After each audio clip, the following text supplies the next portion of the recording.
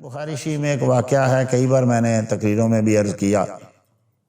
ایک آدمی کسی کے پاس گیا، اس نے کہا کہ بھئی مجھے کچھ تھوڑے سے ادھار پیسے دے دو، میں کوئی تجارت کرتا ہوں، تیرے پیسے تجھے لوٹا دوں گا۔ تو اس نے کہا بھئی میں تجھے جانتا نہیں ہوں تو میں تجھے کیسے پیسے دے دوں، کوئی آپ نے کوئی ایسا بندہ لے کے آ جو تیری ضمانت دے دے کہ بھئی یہ واپس کر دے گا۔ اس نے کہا مجھے تو یہاں کوئی بھی نہیں جانتا۔ تو کہا میں ایسے ہی تجھے پیسے دے دوں، اتنی رقم میں تجھے بنا جانے دے دوں، جانتے ہی نہیں میں، اور کہ تیرا کوئی ضامن بھی نہیں ہے۔ تو وہ کہنے لگا اچھا ایسا ہے، پھر میں رب کو ضامن دیتا ہوں۔ اللہ اکبر، میں رب کو ضامن دیتا ہوں۔ اب وہ آدمی بھی کوئی نیک تھا، اسے کہا اتنا بڑا تو ضامن لے آیا، رب کو ہی ضامن لے آیا، اچھا کتنے چاہیے تیرے، چل یہ لے جا، رب کو ضامن دیتا ہے۔ اب ہم میں سے کوئی کہے تو ہم دے دیں گے رب کی ضمانت پہ؟ ہم اللہ اکبر مسلمان تو ہیں، اپنی طرف بڑے نیک، کوئی اللہ رسول کو ضامن دے تو ہم دیں گے، سوال ہی پیدا نہیں ہوتا۔ ارے نہیں یار، کوئی بندہ لے کے آ، تو رب کو ضامن دے رہا ہے۔ ہم رب پہ اعتماد نہیں کرتے، ہمیں کوئی کتنی بار ہم لوٹ چکے، ہم خود یہاں والا کوئی کہتا ہے نا 1 کے 10 دیں گے، رب کہتا ہے کہ 70 دیں گے، نہیں دیتے۔ رب کی بات پہ اعتماد نہیں ہے، رب کہتا ہے بغیر صاحب کے دیں گے، نہیں اعتماد۔ آدمی لٹتا ہے بار بار آدمی سے، پھر بھی دیتا ہے کہ یار یہ دے دے گا، نہیں دیتا۔ رب کہتا ہے میں دیتا ہوں، لیکن نہیں یقین۔ تو اس نے کہا یار تو بہت بڑا ضامن لے آیا، یہ لے پکڑ جا۔ اب وہ تجارت کرنے کے لیے نکلا اور مرور زمانہ کے ساتھ وہ کسی اور ملک میں چلا گیا، سمندر پار چلا گیا۔ اب جو معاہدہ ہوا تھا نا کہ فلاں دن تجھے لٹا دوں گا، تو وہ دن آ گیا۔ اب وہ کہاں چلا گیا، ہوائی جہاز بھی نہیں تھے، کیا کرے بھئی، کیسے پہنچے؟ تو بڑا پریشان ہوا کہ رب کو ضامن دیا ہے، آئندہ اگر اس کو نہ پہنچے تو لوگ تو مسلمان پہ اعتماد کرنا چھوڑ دیں کہ رب کو کوئی ضمانت دے گا رب کی، تو وہ تو مانیں گے ہی نہیں۔ پریشان ہوا، اس کے ذہن میں خیال آیا، ایک بانس خریدا، بانس کو درمیان میں سے خالی کیا۔ اس وقت تو کاغذ کے پیسے نہیں ہوتے تھے، درم و دینار ہوتے تھے، اس میں درم و دینار بھرے، دونوں طرف سے اس کو بند کیا، ڈاٹ لگا دی اور سمندر میں رکھ کے کہنے لگا یا اللہ تو میں نے تجھے ضامن بنایا تھا، اب وہ بندہ کدھر ہے مجھے نہیں پتا، اتنی دور ہے، تو میں یہ اس کی امانت تیرے حوالے کرتا ہوں، تو وہاں پہنچا دے۔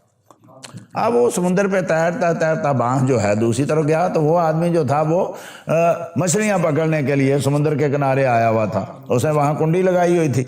اب وہ چلتا چلتا تیرتا تیرتا جو ہے بانس وہاں چلا گیا، وہ اس کو ادھر کرے وہ پھر ادھر آ جائے، وہ وہاں سے کنڈی اٹھائے ادھر چلا جائے، وہ بانس پھر ادھر چلا جائے، وہ جدھر وہ جائے بانس ادھر جائے۔ کہنے لگے یار عجیب بات ہے، یہ بانس میری جان ہی نہیں چھوڑتا، چلو یار اس کو نکالتے ہیں، گھر جا کے اس کو کسی کام میں لائیں گے، اور نہ کام آیا تو اس کو توڑ کے اس کا ایندھن بنائیں گے۔ اب وہ جب 2-4 دن گزرے اور وہ دن بھی آ گیا وعدے کا بھی، تو کہا یار ایک آدمی لے گیا تھا اور رب کو ضامن بنا گیا تھا اور واپس نہیں آیا، اس کی تو ڈیٹ آ گئی تو واپس نہیں آیا، اسی پریشانی میں گھر میں بیٹھا ہوا تھا۔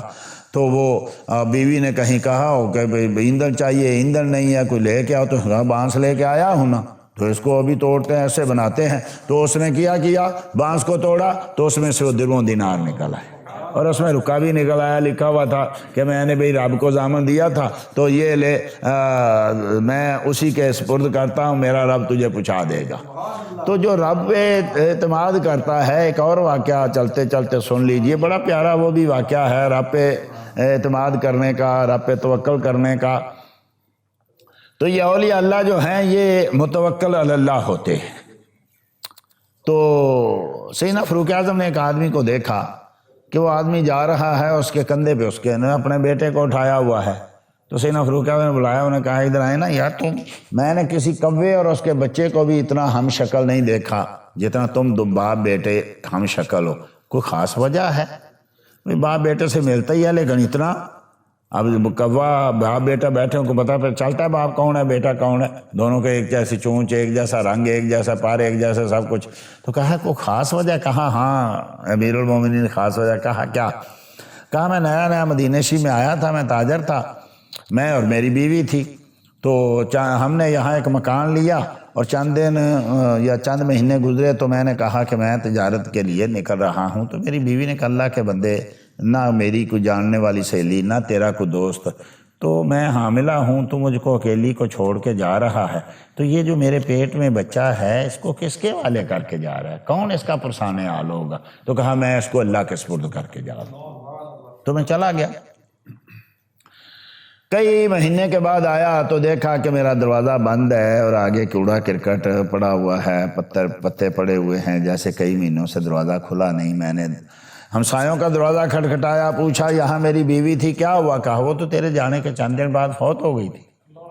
تو کہا وہ تو حاملہ تھی، کوئی بچی بچہ پیدا نہیں ہوا؟ کہا نہیں، کوئی بچہ نہیں پیدا ہوا، وہ تو حاملہ تھی۔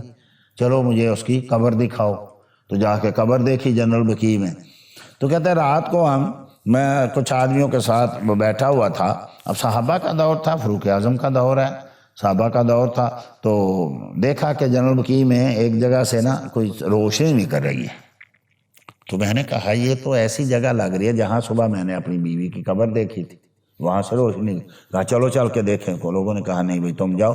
اب یہ میرے تو ذہن میں آتا ہے کہ صحابہ تابعین تھے، انہوں نے کہا ہوگا بھائی یہاں سے تو روز نور نکلتے ہیں، تو اب کس کے پاس ہم تو تم جاؤ۔ کہتے میں دوڑا، جا کے جنرل بقیع میں گیا تو جا کے دیکھا کہ میری بیوی کی قبر جو ہے وہ کھلی ہوئی ہے اور میری بیوی اس میں لیٹی ہوئی ہے اور اس کے سینے پہ چھوٹا سا بچہ کھیل رہا ہے، دودھ پی رہا ہے۔ اللہ اکبر!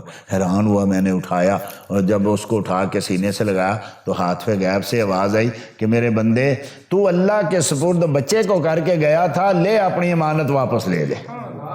اگر تو اس کی ماں کو بھی اللہ کے سپرد کر کے جاتا تو آج تجھے وہ بھی واپس لٹا دی جاتی۔ سبحان اللہ! تو یہ لوگ جو ہیں یہ اللہ پہ توکل کرتے ہیں۔ دین کی بات پھیلانا صدقہ جاریہ ہے، ثواب کی نیت سے ویڈیو کو شیئر ضرور کیجیے۔ جزاک اللہ۔